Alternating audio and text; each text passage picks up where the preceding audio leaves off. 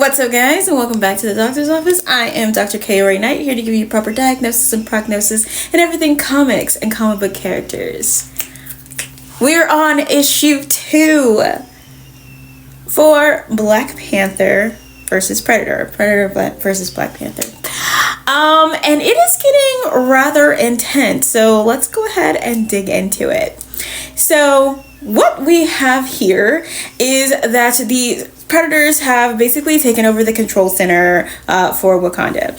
And what we see is that the Dora Milaje that are still out there are being hunted, treated as prey on their own grounds. Crazy as fuck. Anyway, while they are being hunted, they're in their formation, and Nala actually ends up getting taken. They don't know that she's been taken until they are completely splattered with her blood. And one of the Predators hops out and has her head in his hands, and they actually all kill him. They manage to kill him, but then one of them gets shot in the shoulder with a laser, and they all kind of just scatter. So they are now again being hunted, and they cannot see them. Meanwhile, Black Panther is perfectly fine. He gets up out of the water, and he's trying to figure out exactly what's going on, and he hears one of the Dora Milaje scream, and she is tied to a tree with wire mesh, but it's tightening on her, and it's eventually going to split her up in different pieces. However, he is able to use his vibranium weave suit to cut her out of it without injuring her, and this is after he's discovered not only the dead predator that they killed, but Nala's head in his hand as well. So when they're trying to go, he's like, where is everybody? She was like, we forgot our training when they attacked. Everybody just scattered. He's like, there's no time for regret. Let's go help them. And he's just there. She's just like, they're literally everywhere, but also nowhere. They can't see them. And there's actually one in front of them right now. Meanwhile, Shuri is still alive. Her and the person she was with, whose name escapes me, I'm sure it'll pop up on the screen, and she's trying to get back into the command center, but she's not able to, and it's a language that she doesn't recognize, and she's trying to hack back into it. However, they are able to see that she's trying to hack back into it, so a scout is sent to go and see what is going on and who's trying to hack into the system now that they're in there. Now, they are outside of Wakanda, which is where they were when that explosion happened and everything like that. And he has a vision, and he sees the death of Wakanda due to the hands of these. And he's like, I've never seen these creatures before, so I don't even know what this is. And while she's saying, I got to get back in there to see what's going on so I can help my brother, she gets grabbed by one of the predators as well. So that's happening on her end.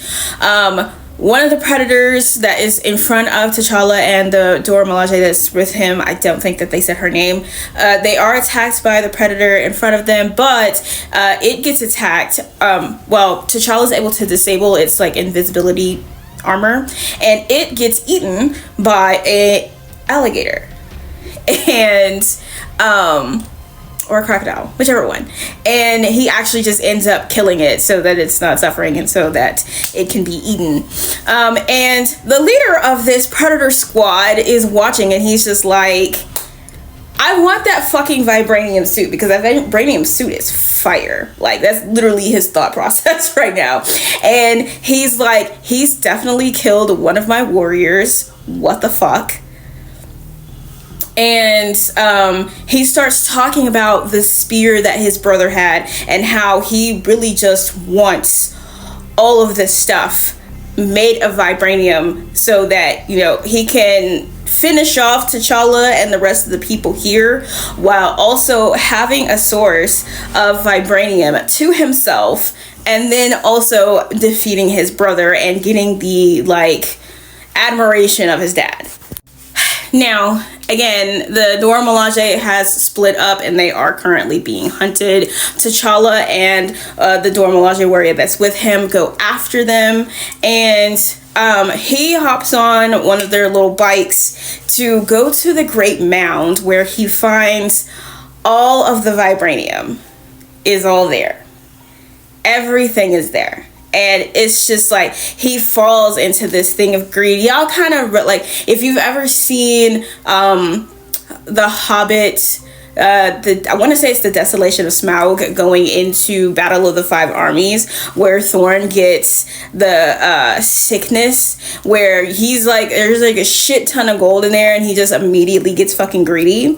This was that. This is what was happening in the mind of this leader predator. Like, he's like, oh shit, jackpot. I need it. I need all of it. So this story is very interesting, and I'm kind of trying to see how it's about to end, because the Dora Milaje completely forgetting their training at this point when they are attacked by unknown assailants is kind of wild, because they are extremely disciplined, as we all know. But they've never really been in the position of prey. And I think that's what threw them off, because they're dealing with something that they haven't had to deal with before, and that is invisible assailants. And they've never, in this universe, I'm assuming, they've never come up against something like that before. And so it's kind of hard for them to stay in those formations and remember their training when they have no idea exactly what's going on. The whole situation with Shuri being captured, I feel like because she's incredibly smart, they're going to try to use her, make her like a slave thing before they attempt to kill her, because I feel like she'd be able to talk her way out of the situation and into like where she can trick them, because of course Shuri is a fucking genius. So there's a lot of things at play here with this story, and I really think that it's going to end really bad for the Wakandans, but it's not going to just like completely destroy them, but we will see, of course. So the artwork here, wonderful. The story is getting very, very good. Like, it's progressing forward nicely. So, you know, we shall see how this goes, because this isn't a Marvel story. This is a 21st Century Fox or 20th Century Fox story. So we'll see. We'll see how they do. Very interested to know how this is going to be handled. This with the aliens versus the Avengers story, which also takes place on like a completely different Earth. I'm very interested in these stories because they are getting very, very wild, and they're putting these guys in positions that they haven't been in a long time. So that's always a fun twist. Anyway, let me know what you guys think. That is it for this episode of The Doctor's Office, and I will see you guys at your next checkup.